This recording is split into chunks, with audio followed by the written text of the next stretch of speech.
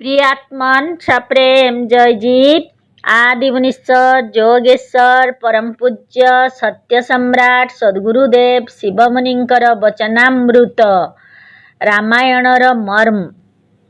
आजिकाली लोके परस्पर सम्मिलित हेला बेले जय राम जी, जय गोपाल जी, जय भगवान जी की, जय कृष्ण जी की जहाँ कहउचंती ताहा सर्वथा निरर्थक।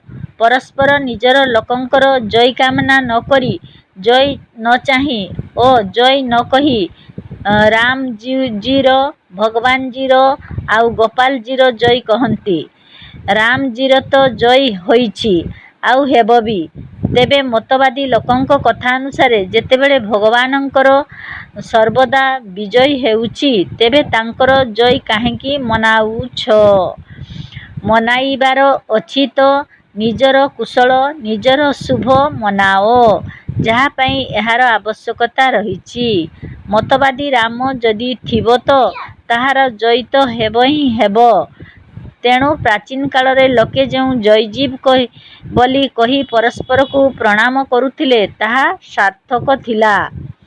ବର୍ଣ୍ଣାଶ୍ରମର ପାଳନ ପରେ ମତବାଦୀ ଭଗବାନର ଶରଣରେ ଯିବା ପାଇଁ ରାମାୟଣରେ କୁହାଯାଇନାହିଁ। ଦେଖ, ଆଦୌ ସ୍ୱବର୍ଣ୍ଣାଶ୍ରମଃ ବର୍ଣ୍ଣିତାଃ କ୍ରିୟାଃ କୃତ୍ୱା ସମାସାଦିତଃ ଶୁଦ୍ଧମାନସଃ ସମାପ୍ୟ ତତ୍ପୂର୍ବ ମୁମାତ୍ୱସାଧନ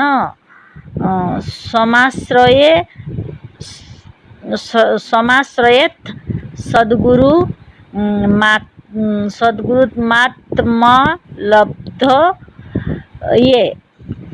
ନିଜ ନିଜର ବର୍ଣ୍ଣ ଓ ଆଶ୍ରମ ଧର୍ମର କୁହା ଯାଇଥିବା କ୍ରିୟାଗୁଡ଼ିକ କରି ଶୁଦ୍ଧ ମନରେ ଶେଷରେ ଏସବୁ ତ୍ୟାଗ କରି ନିଜ ଆତ୍ମାକୁ ବା ନିଜେ ନିଜକୁ ପାଇବା ପାଇଁ ସଦ୍ଗୁରୁର ଆଶ୍ରୟ ନେବା ଉଚିତ। କାରଣ ଆତ୍ମା ବା ଆତ୍ମଜ୍ଞାନ ବିନା କେହି ସଦ୍ଗତି ପାଇ ନ ପାରେ। ଅଜ୍ଞାନମେବାସ୍ୟ ହି ମୂଳ କାରଣଂ ତଦ୍ଜ୍ଞାନମେବାତ୍ର ବିଧୌ ବିଧୀୟତେ। ବିଧୈବ ତନ୍ୟାସୋ ବିଧୌ ପଠୀୟସୀ ନ କର୍ମ ତ୍ୟଜ୍ୟ ସ୍ୱବିରୋଧମାରିତମ୍। ଅଧ୍ୟାତ୍ମ ରାମାୟଣ ଉତ୍ତରକାଣ୍ଡ ସଂଖ୍ୟା 5-9। କଥା ଏହା ଯେ ସବୁ ପ୍ରକାରର ଦୁଃଖ ବନ୍ଧନର କାରଣ କେବଳ ଅଜ୍ଞାନ ମାତ୍ର ଅଟେ। ଯାହାଦ୍ୱାରା ଏହା ଭୁଲି ଯାଇ ନିଜକୁ ରାମ ନ ଭାବି ରାମର ଗୋଲାମ ବୋଲି ମାନୁଛନ୍ତି ଓ ଏହା ଜାଣୁନାହାନ୍ତି ଯେ ଏହି ଜୀବର ନାମ ରାମ ଓ ପରମାତ୍ମା।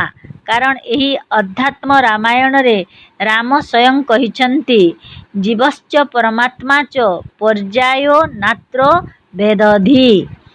4:31। ଜୀବ ଆଉ ପରମାତ୍ମା ଉଭୟ ଶିର, କପାଳ ଓ ମସ୍ତକ ପରି ପର୍ଯ୍ୟାୟବାଚୀ ଶବ୍ଦ। ଉଭୟ ଗୋଟିଏ ବସ୍ତୁର ନାମ।